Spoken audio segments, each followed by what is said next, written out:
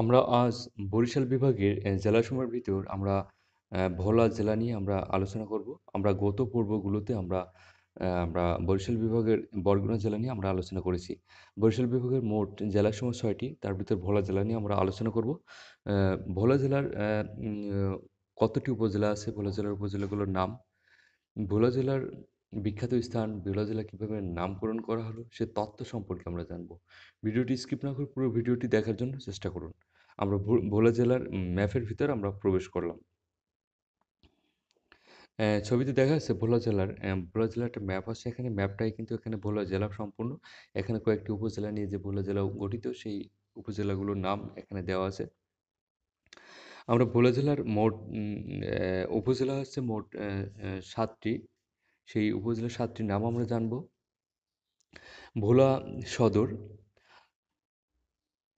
তজমুদ্দিন, দৌলত খান, বোরহানউদ্দিন, মনপুরা, লালমোহন ও চরফ্যাশন উপজেলা। এই চরফ্যাশন উপজেলা মোট মিলেই আপনার ৭টি। আমরা তাহলে ৭টি যে উপজেলা আছে ভোলা জেলার, সেই ভোলা জেলা উপজেলাগুলোর নাম জানলাম। এখন ভোলা জেলার যে নামকরণ করা হলো কিভাবে, সেই তথ্য আমরা জানব। ভোলা জেলার নামকরণের পিছনে স্থায়ীভাবে একটি লোককাহিনী প্রচলিত আছে যে, ভোলা শহরের মধ্য দিয়ে বয়ে যাওয়া বেতুয়া নামক খালটি এখনকার মতো প্রশস্ত ছিল না।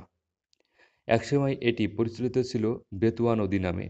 খেয়া নৌকার সাহায্যে নদীতে পারাপার করা হতো নদীতে পারাপার করা হতো। বুড়ো এক মাঝি এখানে খেয়া নৌকার সাহায্যে লোকজন পারাপার করত। তার নাম ছিল ভোলা গাজী পাটনি। বর্তমানে যোগী ঘোলের যোগীর ঘোলের কাছেই তার আস্তানা ছিল। এই ভোলা গাজীর নামানুসারেই একসময় স্থানটির নাম দেওয়া হয় ভোলা। সেই থেকে আজ অবধি ভোলা নামে পরিচিত। তাহলে ভোলা নামকরণ কিভাবে করা হলো সে তথ্য কিন্তু আমরা জানলাম। বিখ্যাত খাবার। প্রতিটা অঞ্চলের কিছু বিখ্যাত খাবার আছে, তার ভিতরে আমরা বিখ্যাত খাবার ভোলা জেলার নারিকেল আর হচ্ছে মহিষের দুধের দই। মহিষের দুধের দই আর নারিকেল এই ২ টা খাবার বিখ্যাত।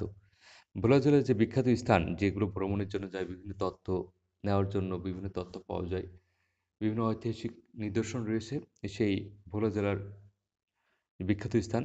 বিশিষ্ট মোস্তফা কামাল জাদুঘর, মন Monpura, Char Kukri Mukri, Deuli, Monpura fisheries limited, Dhalchar, Monpura landing station.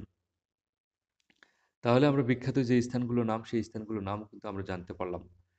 তাহলে এই ভোলা জেলার যে সম্পূর্ণ তথ্য কিন্তু আমরা মোটামুটি জানতে পারলাম। ভোলা জেলার নামকরণ, উপজেলা, বিখ্যাত খাবার, বিখ্যাত স্থান জানতে পারলাম। সবাই সুস্থ থাকবেন, ভালো থাকবেন। আজ এ পর্যন্তই। আল্লাহ হাফেজ।